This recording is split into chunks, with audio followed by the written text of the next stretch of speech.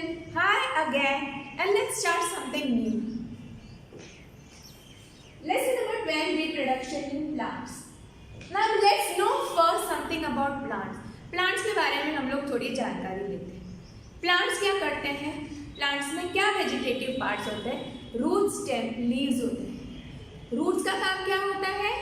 वो minerals and water ऊपर तक पहुंचाता है, स्टेम में लीव्स तक. लीव्स खाना बनाती है और ब्रांचेस है वो होल्ड करते हैं लीव्स एंड फ्रूट्स और सब. अब बात करते हैं हम लोग, जैसे थोड़ा टाइम होता है तो क्या हो जाता है, ट्री जब थोड़ा बड़ा हो जाता है वो फ्रूट बेयर करना, फ्लावर एंड फ्रूट बेयर करते हैं. This are the reproductive parts of the plant. अब हम और जानेंगे रिप्रोडक्शन का मतलब क्या होता है.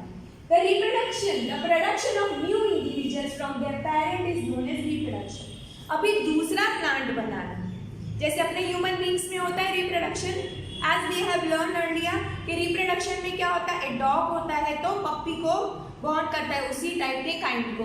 ह्यूमन बींग है, एक बेबी चाइल्ड को बॉर्न करता है. वैसे ही प्लांट्स होता है, वो उसी किस्म के दूसरे प्लांट्स को रिप्रोड्यूस करता है फ्रॉम डिफरेंट पार्ट्स, अलग अलग पार्ट्स से करते हैं. तो इस लेसन में हम उसी तरीके से जानेंगे कि प्लांट्स अपने जैसा ही दूसरा प्लांट अलग अलग फॉर्म से, अपने ह्यूमन बीइंग जैसा नहीं होता है, इसमें भी अलग किस्म का डिफरेंट काइंड्स है जिसको हम लोग इस लेसन में लर्न करेंगे. अब इसमें मोड्स ऑफ रिप्रोडक्शन कौन से हैं? प्लांट्स में दो किस्म के रिप्रोडक्शन सिस्टम होते हैं. एक तो है asexual reproduction. In asexual reproduction, plants can give rise to new plants without seed. अभी इसमें सीड की जरूरत नहीं होती है. प्लांट अलग अलग मेथड से होते हैं और बिना सीड के होते हैं, उसको बोला जाता है एसेक्सुअल रिप्रोडक्शन. और सेक्सुअल रिप्रोडक्शन में क्या होता है? In sexual reproduction new plants are obtained from seeds, और ये अलग नए प्लांट हम लोग को मिलेंगे किसमें से? सीड में से. वो रहेगा सेक्सुअल रिप्रोडक्शन के लिए और एसेक्सुअल में विदाउट सीड्स. अब हम आगे इसको डिटेल में जानेंगे.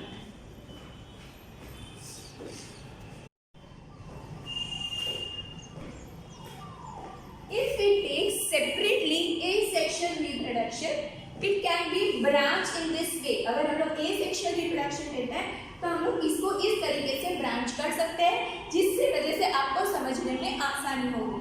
जैसे सबसे पहला आएगा vegetative reproduction, second is budding, third is fragmentation and fourth one is spore formation. तो सबसे पहले अगर हम लोग वेजिटेटिव रिप्रोडक्शन लेते हैं तो वेजिटेटिव रिप्रोडक्शन जो होता है वो या तो नेचुरल होता है या तो आर्टिफिशियल होता है. अगर हम लोग नेचुरल में लेंगे तो ये रिप्रोडक्शन किसकी मदद से होता है? Root, stem, leaves. और अगर आर्टिफिशियल वे में अगर करेंगे तो कटिंग, ग्राफ्टिंग. ओके, इसके बारे में हम लोग आगे डिटेल में जानेंगे. पर सबसे पहले ये जानना जरूरी है कि ये किस किस चीज में ब्रांच है. Again I will explain to you. Asexual reproduction में सबसे पहले 4 स्टेजेस है, डिफरेंट टाइप से वो रिप्रोडक्शन कर सकते हैं. सबसे पहले वाला है वेजिटेटिव रिप्रोडक्शन, जिसके अंदर रूट, स्टेम, लीव्स नेचुरल में आते हैं and cutting and grafting artificial form में रिप्रोडक्शन के लिए. सेकेंड स्टेज इज बडिंग, यानी बडिंग से भी हो सकता है, जैसे पोटैटो में बड्स होते हैं, उसमें से नया प्लांट अराइज होता है. फ्रेगमेंटेशन का मतलब है वो अलग अलग सेपरेट आउट हो जाएगा. फ्रेगमेंट्स यानी पीसेस में, अलग अलग पीसेस में हो जाएगा और वो अलग होके दूसरा नया प्लांट बन जाता है. स्पोर फॉर्मेशन यानी स्पोर्स होते हैं और वो स्पोर की वजह से वो एक नया प्लांट बना सकता है. All these things I will explain to you again in the chapter in detail.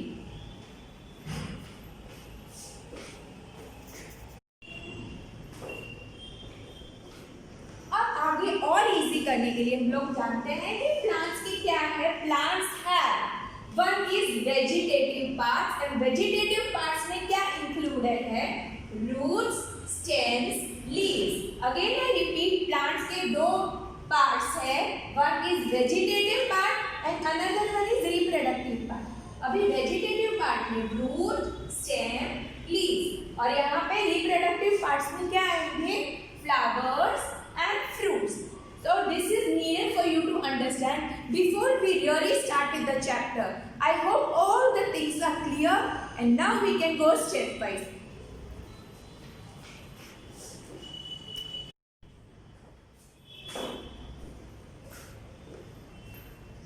one nice activity, and that is to understand the artificial vegetative reproduction with stem. Now I already told you when we are having vegetative reproduction, उसमें मैंने आपको दो branches बताया था. एक natural था जो root stem and leaves में से होता है, और दूसरा आर्टिफिशियल था जो कटिंग एंड ग्राफ्टिंग से होता है. तो ये एक्टिविटी आर्टिफिशियल का कटिंग का है. This is stem cutting of रोज. ये जो डायग्राम आप देख रहे हो, ये रोज का एक स्टेम कट किया हुआ है, एक डाली कट की हुई है. First step what we have to do, cut a branch of either rose और चंपा. या तो हमको कोई चंपा में भी कटिंग से ग्रो होता है. बहुत सारे प्लांट्स होते हैं जिसको हम कट करेंगे तो वो ग्रो हो जाता है जमीन में डालने से. तो या तो हम लोग चंपा का ले सकते हैं स्टेम, या तो रोज का ले सकते हैं. यहाँ हम लोगों ने रोज का लिया. अभी उसको ऐसे थोड़ा सा स्लैंटिंग कट करना है, स्ट्रेट नहीं कट करना है, थोड़ा सा स्लैंटिंग यहाँ पे आपको नजर आएगा, ऐसे कट करना. Second what you have to do, bury the cutting in the soil. यानी ये कट करने के बाद उसको मिट्टी के अंदर अच्छे से डाल देना है. Water the cutting every day. अब उसको मिट्टी में डालने के बाद उसको रोज रेगुलर वाटर डालना है. And observe it's grow. अभी क्या होगा, एकदम से सडनली से ग्रो नहीं होगा, थोड़ा समय जाएगा, वो प्लांट बराबर अंदर सेट हो जाएगा, फिर उसमें ग्रोथ शुरू हो जाएगा. अगर कोई भी प्लांट हम लोग देखते हैं ग्रो नहीं होता है तो क्या हो जाता है, वो सूख के उसके पत्ते वगैरह सब डेड हो जाता है, विदर हो जाता है. विदरिंग में सब गिरने लग जाता है, प्लांट्स वगैरह सूख जाता है, ब्राउन कलर का हो जाता है. तो उसका ग्रोथ होगा तो आपको पता चल जाएगा कि वो अपना कलर लूज नहीं करेगा और वो वैसा ही ग्रीन रहेगा, और उसके अंदर नए पत्ते आएंगे और नीचे से रूट्स ग्रो होना शुरू हो जाएगा. Observe and record the number of days. अभी हमको देखना है कि कितने दिन लगते हैं और उसको रिकॉर्डिंग भी करना है. It takes for the roots and new leaves to come out. उसमें से कितने दिन लगते हैं नए रूट्स निकलने के लिए और ऊपर पत्ते निकलने के लिए कितना समय लगता है. Try same activity with money plant in a jar of water. अभी हम लोग बहुत सारे लोगों के घर में जाते हैं तो हम लोग देखते हैं सुंदर सी मनी बेल होती है, या तो घर में भी हम लोग इंटीरियर में भी रख सकते हैं मनी प्लांट, और वो इजीली ग्रो भी होता है. उसको तो सिर्फ एक स्टेम से कट करते हैं हम लोग, या तो उसको मिट्टी में भी डाल सकते हैं, या तो हम लोग bottle of jar of water में भी डाल सकते हैं, और उसको भी हम लोग ग्रो होते हुए देखेंगे. जैसे उसमें नए लीव्स आने लग जाते हैं, थोड़े बहुत साइड के रूट्स आने लग जाते हैं, तो हमको पता चल जाता है कि ये ग्रो हो रहा है. New plant develop from the growth of buried cutting. यानी जो हम लोगों ने कटिंग को मिट्टी में डाली थी उसमें से नया ग्रोथ होना शुरू हो जाता है. तो इस चीज में कंक्लूजन, कौन से नतीजे पे हम लोग आते हैं, A new plant can be obtained. यानी हमको एक नया प्लांट, वो तो पहले पुराना पूरा एक प्लांट ही था, पर उसमें से एक स्टेम कट करने से, हमने जमीन पे लगाने से पूरा एक नया प्लांट ग्रो हुआ. यानी उसका मतलब क्या होगा, रिप्रोडक्शन हो गया, एक नया प्लांट धीरे धीरे ग्रो होने लग गया. Can be obtain from stem bye vegetative reproduction. ये वेजिटेटिव रिप्रोडक्शन हुआ, लेकिन किसकी मदद से, स्टेम के मदद से. I hope you understood this activity very well.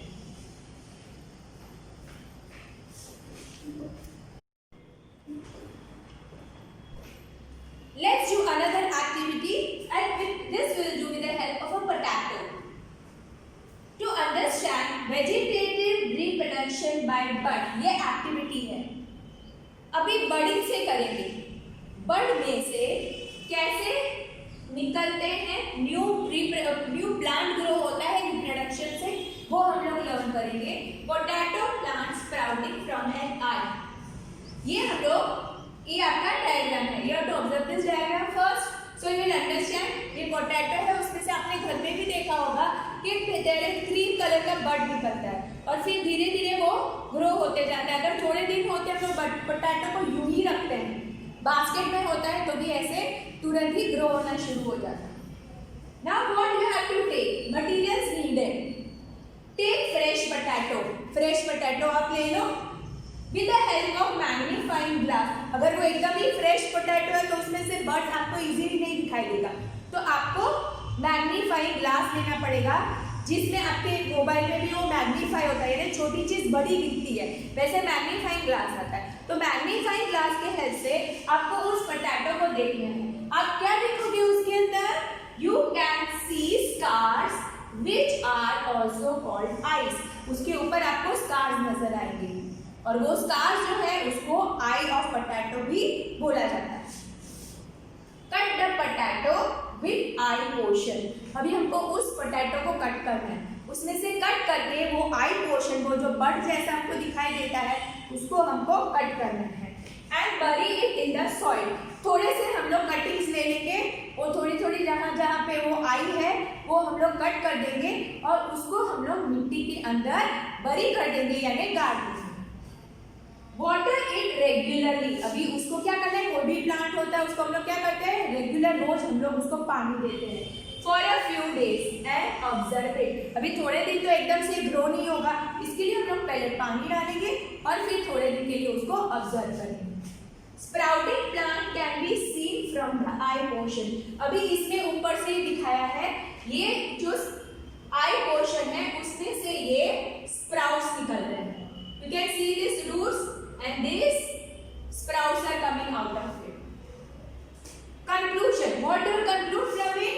New plant is produced from the bud by vegetative reproduction. मैंने आपको पहले वेजिटेटिव रिप्रोडक्शन किसके बारे में बताया था? With the help of stem, और वो कौन सी स्टेम यूज की थी? रोज। अब इसमें हम लोग ने बर्डिंग किया है, सेकंड वेजिटेटिव रिप्रोडक्शन, वो प्लांट के पार्ट से होता है। इसमें कौन सा प्लांट का पार्ट है? This is through budding. I hope you have understood this activity, and this activity you can perform it at home also.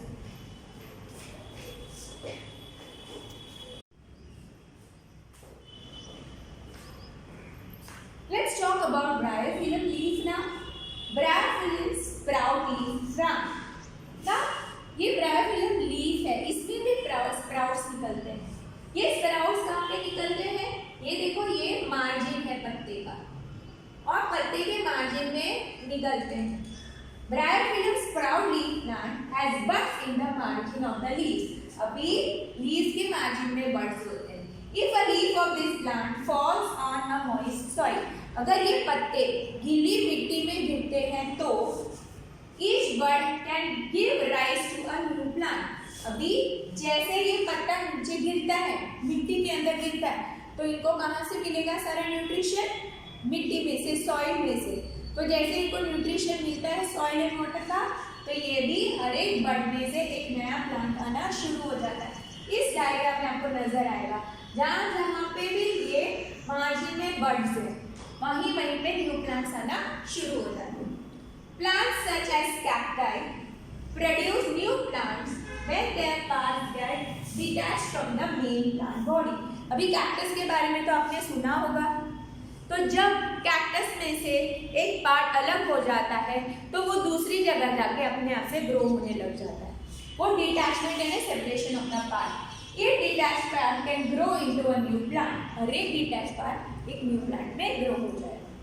Plants produced by vegetative propagation take less time to grow, यानी ये vegetative reproduction यानी एक तो artificial था और एक natural था। Natural था वो लीव स्टेम एंड रूट्स में से था, आर्टिफिशियल था वो कटिंग एंड ग्राफ्टिंग से था।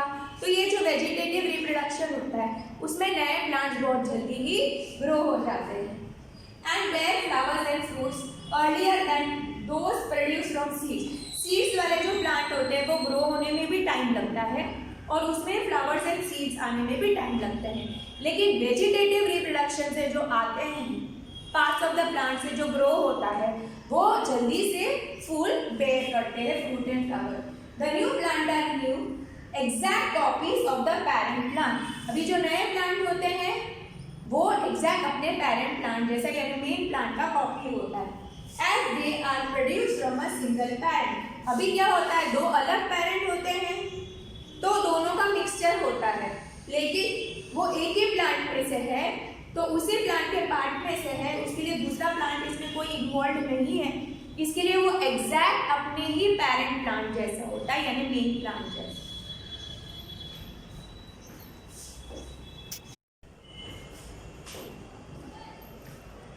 Budding, let's talk about budding now. Already we had done budding, but this is regarding yeast cells. Tiny organisms like yeast can be seen only under a microscope. अभी ये जो yeast है उसको ऐसे ही नहीं देख सकते हैं, वो बहुत छोटे से organisms होते हैं और उनको हमको माइक्रोस्कोप के अंदर ही देख सकते हैं. These grow and multiply every few hours if sufficient nutrients are made available to them. अभी ये फटाफट मल्टीप्लाई होता है, यानी एक में से 2, 3, 4 ऐसे बहुत फास्ट मल्टीप्लाई होंगे. उनको प्रॉपर कंडीशन मिलेगा तब वो कर सके. अब थोड़ा सा न्यूट्रिएंट मिलना चाहिए और कुछ ही घंटे में वो काफी मल्टीप्लाई कर देते हैं. These grow and multiply every few hours if sufficient nutrients are made available to them. It is a single cell organism. और ये कैसा होता है, एक ही सेल से बना हुआ ऑर्गेनिज्म. जैसे अमीबा है, पेरेनेसियम है, वो सिंगल सेल्ड है. ऐसे यीस्ट भी सिंगल सेल्ड ऑर्गेनिज्म है. Now this is the activity. What is the activity? To understand asexual reproduction by budding in yeast. अभी हमको क्या देखना है? asexual reproduction. और वो किससे देखना है? बर्डिंग से. एसेक्सुअल रिप्रोडक्शन हम लोगों ने किया था जो वेजिटेटिव पार्ट से बर्डिंग से होता है, ग्राफ्टिंग कटिंग सबसे होता है. तो अभी ये हम लोग बर्डिंग वाला कर रहे हैं. Here you can see the yeast cell. This ये ऊपर जो बर्ड निकल रहा है वो न्यू बर्ड और इसमें से वो अलग अलग बर्डिंग्स हो रहा है. देखो आपको दिखेगा धीरे धीरे ऊपर से ऐसे सर जैसे नजर आ रहा है. ये सर जैसे जो नजर आ रहा है वो बर्ड है. ये नया बर्ड आ रहा है, फिर ये चेन ऑफ बर्ड्स, ये अलग अलग चेन ऑफ बर्ड्स है. यीस्ट पाउडर, ये हमको क्या क्या लेना है? यीस्ट पाउडर लेना है. शुगर, ये शुगर की बहुत ही जरूरी होती है तभी ये रियल में एनर्जेटिक और फर्टिलाइज होता है. शुगर चाहिए. Water fit in a container, यानी एक कंटेनर के अंदर, एक बर्तन के अंदर हमको पानी लेना है, शक्कर लेनी है और यीस्ट का ड्राई पाउडर आता है वो स्लाइड लेना है और माइक्रोस्कोप. ये शुगर और पानी के साथ एक्टिव हो जाती है. अभी हम लोग को कितना यीस्ट लेना है? पिंच जितना. टेक यानी चुटकी जितना.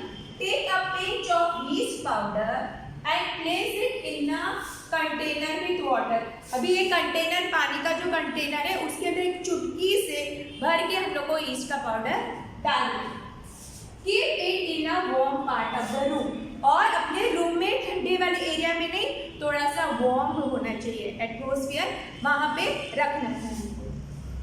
आफ्टर 1 आवर, 1 घंटे के बाद, after an hour put a drop of this liquid, यानी हमको एक बूंद लेनी है, सिर्फ एक बूंद उस लिक्विड की जो हम लोगों ने कंटेनर में बनाया था, ऑन अ ग्लास स्लाइड. अभी जो माइक्रोस्कोप की ग्लास स्लाइड होती है ना, उसके ऊपर हमको रखना है. And observe under a microscope, और उसको हमको माइक्रोस्कोप के अंदर देखना है.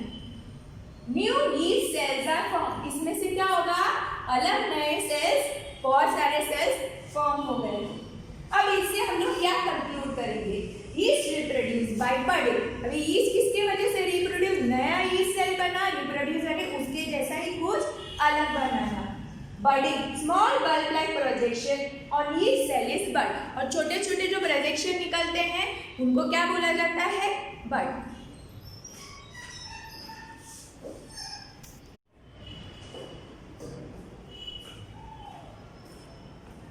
Fragmentation. You can see the meaning of fragmentation itself by seeing this diagram. ये डायग्राम को देख के आपको पता चल जाएगा कि फ्रेगमेंटेशन होता क्या है. अब ये देखो, ये पूरा पैरेंट प्लांट है, उसमें से जब ये हिस्से में बढ़ जाता है वो अपने आप सेपरेट आउट हो जाता है, यानी ये फ्रेगमेंट्स में बन जाता है, अलग अलग हिस्सों में बन जाता है. Spirogyra is an algae which can grow and multiply by fragmentation. Spirogyra ऐसा एक alga है जो मल्टीप्लाई होगा बाय सेपरेटिंग आउट होगा. वो अलग अलग होगा और धीरे धीरे मल्टीप्लाई हो जाएगा, यानी बहुत सारे हो जाएंगे. यानी एक में से या तो एक हिस्सा होगा या एक से ज्यादा हिस्सा होंगे और धीरे धीरे खूब सारे हो जाएंगे. When water and nutrients are available, कब ये पॉसिबल है? जब वाटर, ये पानी का है, ये एक्वेटिक है, इसके लिए जब इनको वाटर और न्यूट्रिएंट्स जब मिलेंगे तब ये रिप्रोड्यूस होना शुरू हो जाएगा through fragmentation. And alga breaks up into 2 or more fragments. या तो 2 या तो 2 से and it grows into new individual, यानी जैसे वो सेपरेट हो जाएगा एक वो पूरा नया इंडिविजुअल बन जाएगा और वो अपनी तरीके से पूरा रिप्रोडक्शन करने के बाद जो फंक्शन है वो फॉलो करेगा। It covers a large area, धीरे धीरे वो ऐसे फ्रेगमेंट सेपरेट आउट करेंगे फेवरेबल कंडीशन में जहाँ पे उसको वाटर एंड न्यूट्रिएंट्स और धीरे धीरे बहुत सारे हो जाएंगे। अब ये है reproduction through spore formation in fungus, ये फंगस का है, ये स्पोरेंजियम है, ये स्पोर्स है और ये हाइफम है। Reproduction through spore formation in fungus, और ये है रिप्रोडक्शन थ्रू स्पोर फॉर्मेशन इन फर्न। ये जो फर्न दिख रहा है उसके लीफ के पीछे होते हैं ये स्पोर्स होते हैं। You can see this brown colour spores, they are known as story. The spores in cotton-like mesh on the bread. You have to observe them. Bread के ऊपर हम लोग को वो रुई की जाली जैसा नजर आता है, ठीक है। When spores are released, they keep floating in the air. अब जब स्पोर ऐसे रिलीज होते हैं, छूटते हैं तो हवा में वो ऐसे स्प्रेड होने लग जाते हैं, वो फ्लोट होते हैं, ऐसे लगते हैं हवा में तैर रहे हैं। They are very light and can cover long distances. वो वेट में, वो वजन में बहुत हल्के होते हैं और बहुत दूर दूर तक वो जा सकते हैं और बहुत ज़्यादा डिस्टेंस कवर कर सकते हैं। Spores are asexual reproductive bodies, यानी होते कैसे हैं, ये न्यू सेक्शुअल पार्ट से या सीड या फ्लावर से नहीं होता है, ये दूसरे पार्ट्स ऑफ द प्लांट से होता है, सीड से नहीं होता है। Hence they are called asexual reproduction bodies. Each spore is covered by a hard protective coat. अभी हर एक स्पोर के ऊपर एक मोटा सा प्रोटेक्शन के लिए एक लेयर होता है, उसके ऊपर एक लेयर होता है, कोट होता है टू विथस्टैंड अनफेवरेबल कंडीशंस। अभी कभी कभी कंडीशन अच्छी भी नहीं होती है, वो बाहर का एटमॉस्फेयर अच्छा नहीं होता है, जैसे कि हाई टेम्परेचर, बहुत ही ज़्यादा गर्मी, या तो थोड़ा सा ड्राई एटमॉस्फेयर यानी लो ह्यूमिडिटी। ह्यूमिडिटी का मतलब क्या होता है, अपने एटमॉस्फेयर में थोड़ा सा वेपर, हम लोग को ये पता है कि पूरे टाइम इवोपरेशन होता रहता है, इसके लिए अपने में यहाँ पे वेपर होता है एयर के अंदर, लेकिन लो ह्यूमिडिटी यानी बहुत ही कम water in the atmosphere. Under favorable condition, a spore germinates and develop into a new individual. जब उनको अच्छा सा ये न्यूट्रिएंट्स मिलेगा, फेवरेबल कंडीशंस मिलेगा, तब वो ग्रो होना शुरू हो जाएगा, यानी जर्मिनेशन शुरू हो जाएगा और एक नया इंडिविजुअल बनेगा, नया प्लांट अपना पेरेंट प्लांट में से एक नया प्लांट बनेंगे।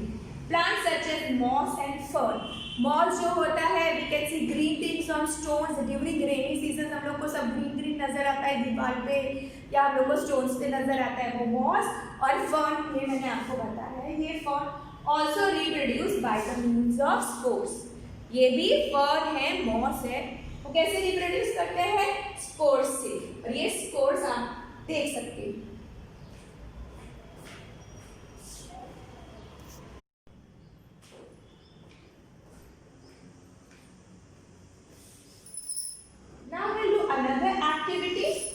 It's regarding the reproductive parts of a flower.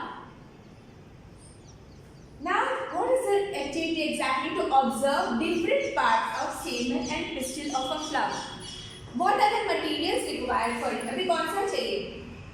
Materials needed: mustard, China rose, पिट्यूनिया flower. कोई भी तीन में से एक फूल हम लोग ले सकते हैं, जैसे मस्टर्ड का फूल ले सकते हैं, चाइना रोज का ले सकते हैं या तो पिट्यूनिया का ले सकते हैं। इस एक्टिविटी के लिए हम लोग को कोई भी एक फ्लावर लेना है।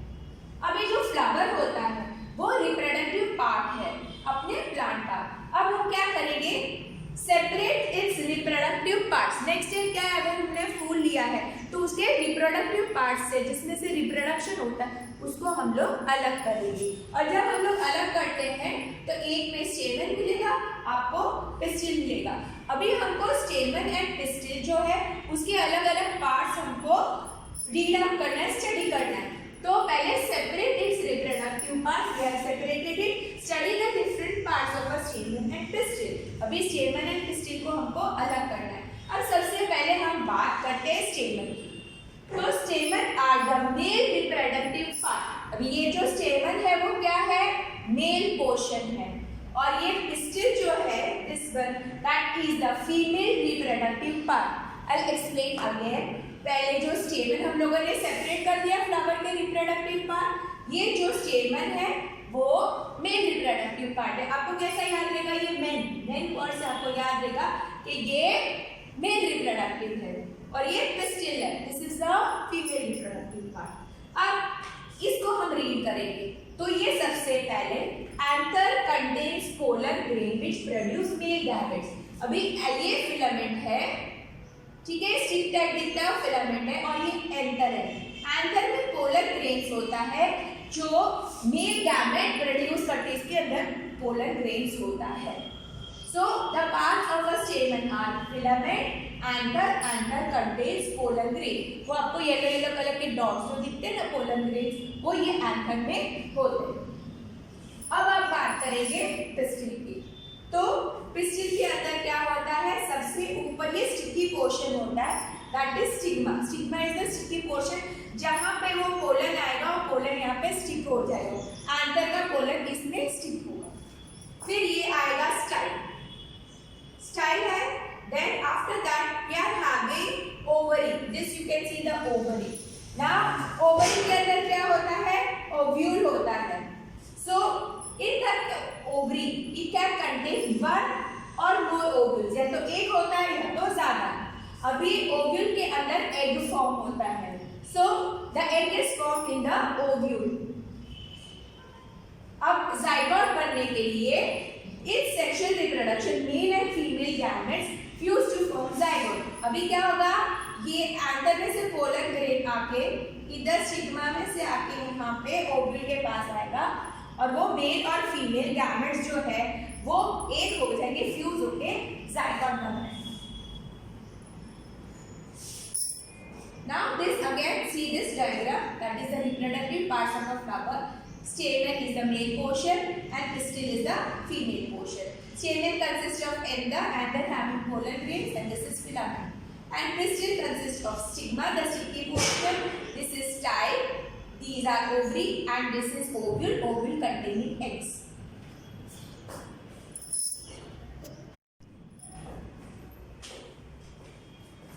Pollination in a flower। First you see this diagram, this is self pollination, this is cross pollination।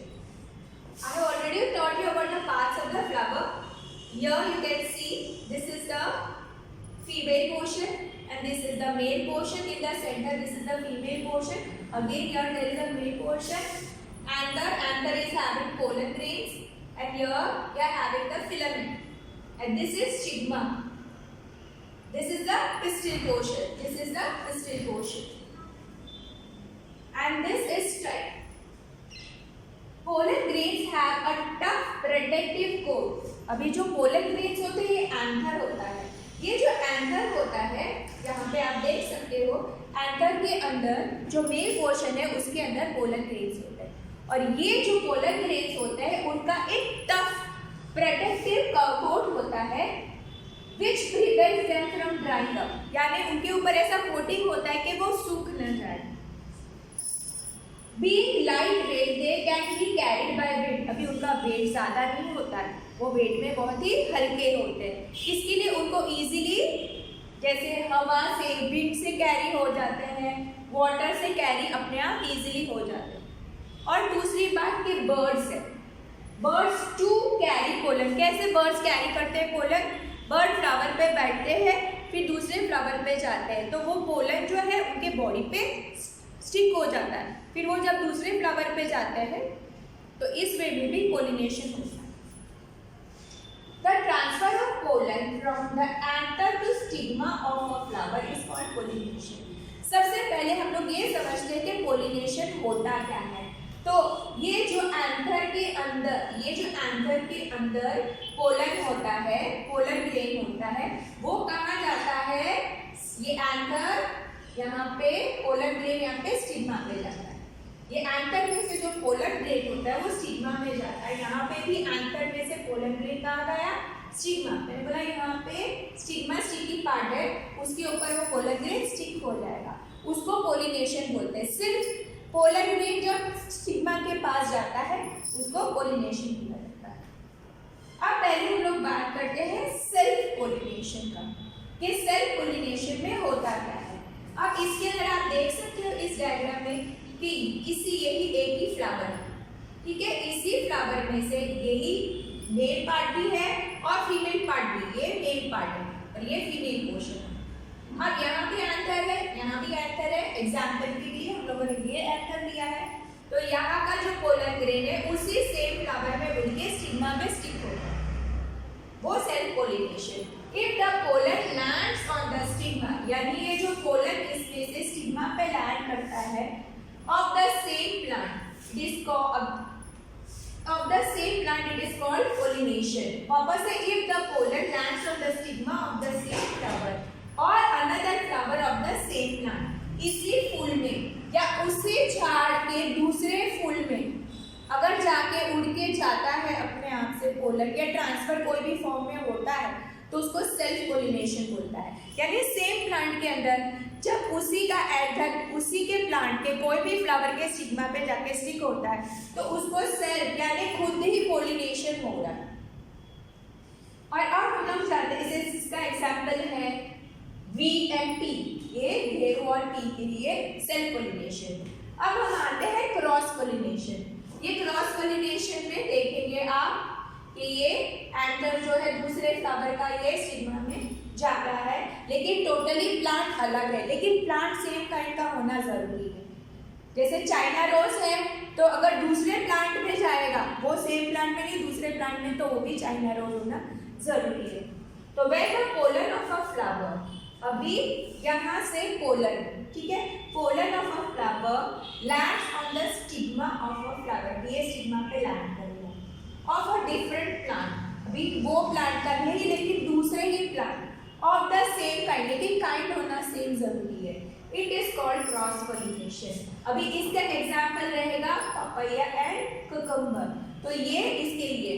Now here you can C, suppose you think this is another plant of the same kind, तो दूसरे plant का pollen जाके इसके ऊपर बैठेगा, तो इसको बोला जाएगा cross pollination. And for self pollination, same plant के अंदर एक फूल या दूसरे फूल के बीच में exchange of pollen grains sticking on the stigma, तो self pollination. And cross pollination का मतलब होता है कि दूसरे ही प्लांट में चला जाता है पोलन उड़ के या इंसेक्ट या बर्ड वाटर कोई भी फॉर्म में पहुंच जाता है।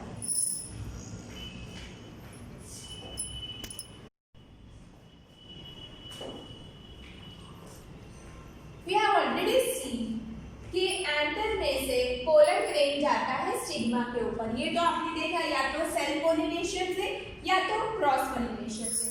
अब उसके बाद क्या होता है, pollen grain stick on the stigma and germinate. अब ये जो पोलन ग्रेन है, ये दिख रहा है आपको, ये जो पोलन ग्रेन है वो स्टिग्मा के ऊपर स्टिक हो जाएगा और जर्मिनेट का मतलब होता है ग्रो होना शुरू हो जाता है टू फॉर्म पोलन ट्यूब। अब इसमें से एक ट्यूब निकल रही है, ये ट्यूब निकालेगी तो क्या होगा, पोलन ग्रेन जो होगा वो sticky part of the flower यानी स्टिग्मा के ऊपर जाके स्टिक हो जाएगा। फिर वहां स्टिक होने के बाद एक ट्यूब लाइक स्ट्रक्चर ये आपको दिखाई रहा है, ट्यूब ग्रो होना शुरू हो जाएगा। One of the pollen tube grows and develop in the style.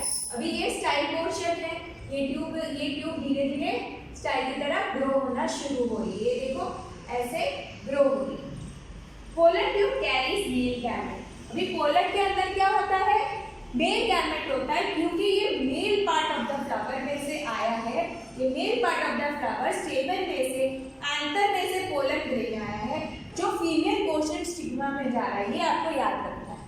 तो ये जो मेल पोर्शन का है इसके लिए इसके अंदर मेल गैमेट है, वो आपको याद रखना है। तो ये पोलन में से मेल गैमेट हमको मिलेगा।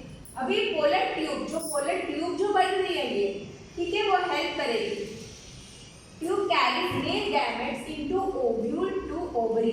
अभी यहाँ पे जाएगा वो ovule to ovary.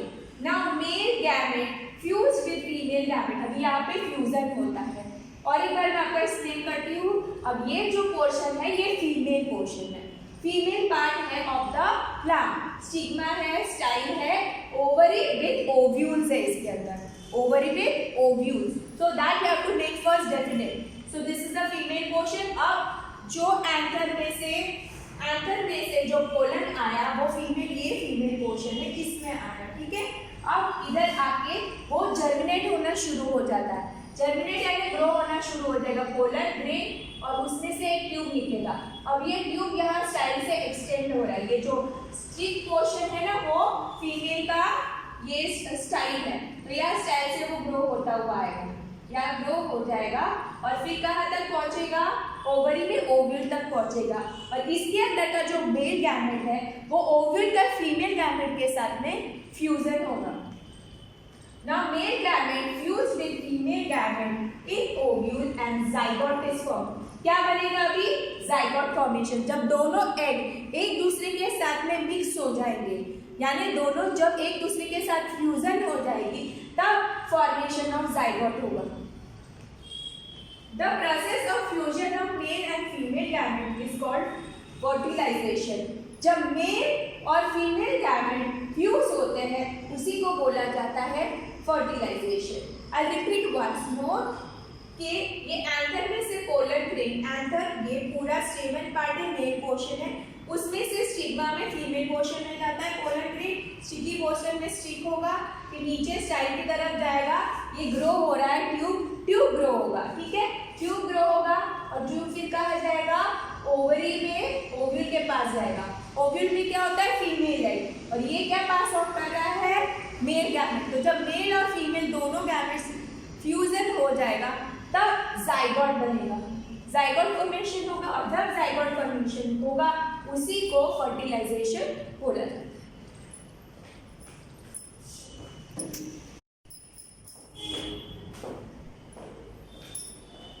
Now about seed dispersal. Seeds जब स्प्रेड हो जाता है अलग अलग फॉर्म से तब उसको सीड डिस्पर्सल बोला जाता है। First we learn about wind. Seeds of some plants are small, light weight. Example seeds of drumstick and maple. वो वेट में बहुत ही लाइट होती है, स्मॉल होती है, और ये हवा थ्रू उड़ जाती है, अलग अलग प्लेसेस में चली जाती है। ये है ड्रमस्टिक का सीड और ये मैपल सीड है, बहुत ही लाइट वेट होती है। Seeds of some fruit are light and heavy. कुछ तो हल्की भी होती है और उनके ऊपर ऐसे बार जैसे भी होते हैं, लाइट एंड हेवी दोनों होते हैं। Are blown away by wind. Example ये सनफ्लावर का है और ये मदार का है। तो यहाँ पे हम लोग देख सकते हैं विंड से ड्रमस्टिक का, मैपल का, सनफ्लावर एंड मदार, ये लाइट वेट होने के कारण एकदम ही फार ऑफ डिस्टेंसेस में जाकर सीड डिस्पर्स हो जाते हैं और जहाँ पे गिरते हैं वहाँ पे जर्मिनेट हो जाते हैं। अब हम बात करेंगे पानी से। पहले विंड से किया था, water by water. These fruits or seed usually develop floating abilities in form of spongy or outer fibrous core, as in coconut example, lotus। ऐसे कोकोनट में कैसा होता है, आपने देखा होगा कोकोनट का जो फ्रूट होता है, ठीक है, वो एकदम ही लाइटली पानी में तैर सकता है। फाइब्रस रूट्स लाइक कोई स्पॉन्जी होता है, जैसे कि अपने लोटस में है, तो इजीली प्लांट पानी में फ्लोट होके आगे आगे तक चला जाता है। अभी एनिमल्स की बॉडी के ऊपर भी कुछ होते हैं सीड्स जो स्टिक हो जाते हैं और एक दूसरे से दूसरी जगह जाते हैं, क्योंकि एनिमल्स ट्रैवल करते रहते हैं। स्पेशली स्पाइनी सीड्स, स्पाइनी यानी ऐसे कांटे वाले जो सीड्स होते हैं ना, वो विद हुक्स, जिसके ऊपर हुक होता है तो बॉडी में ऐसे स्टिक हो जाएंगे, इसकी तरह ज़ैंथियम की तरह get attached to the body and carried to distant places, यानी दूर दूर तक ट्रेवल होते हैं। By bursting of fruit या pod का मतलब है जैसे मटर है, मटर छीलते हैं हम तो मटर के ऊपर का जो कवरिंग होता है उसको पॉड बोलते हैं। तो या तो फ्रूट में से बर्स्ट ओपन होके सारे अलग दूर दूर तक चले जाएंगे, या तो पॉड जैसे पी पॉड होता है वैसा। Some seeds are dispersed when the fruit bursts with sudden jerks। ऐसे sudden jerk यानी झटका देने के बाद ऐसे suddenly burst open होगा। The seeds are scattered from the parent plant, यानी जो मेन प्लांट रहेगा उससे काफी दूर तक जाएगा। Example castor, balsam and pea। तीन एग्जाम्पल है। पी का तो मैंने आपको बताया, मटर का होता है मटर के छिलका, पॉड यानी छिलका। कैस्टर का मतलब है हम लोग एरंडिया बोलते हैं वो। सीड डिस्पर्सल की वजह से क्या मदद मिलती है, हेल्प क्या मिलती है हमको सी दिस पर्सन से? Prevent over crowding. अगर पास में ही प्लांट्स ग्रो होंगे तो उसको प्रॉपर न्यूट्रिशन नहीं मिलेगा, बीच में कॉम्पिटिशन होगा वाटर के लिए, मिनरल्स के लिए। इसके लिए जब भी बहुत दूर दूर तक सीड्स चली जाती है तो काफ़ी गैप रहता है, अच्छे से दूर दूर को प्लांट्स को न्यूट्रिशन, वाटर, सब कुछ, सनलाइट सब कुछ मिलता है। Second, avoid competition for sunlight, water and minerals. ठीक है, ओवर क्राउडिंग भी नहीं होगा और ये भी मिलेगा उनको। इनमें न्यू हैबिटेट यानी अलग अलग नई जगह में भी प्लांट्स ग्रो होना शुरू हो जाता है। I hope you understood this lesson very nicely, children. Go through the lesson nicely. Draw lots of diagrams because diagrams are must in science. Enjoy the lesson, read it twice or thrice and listen to the video. I hope you have understood nicely. Meet you again soon, children.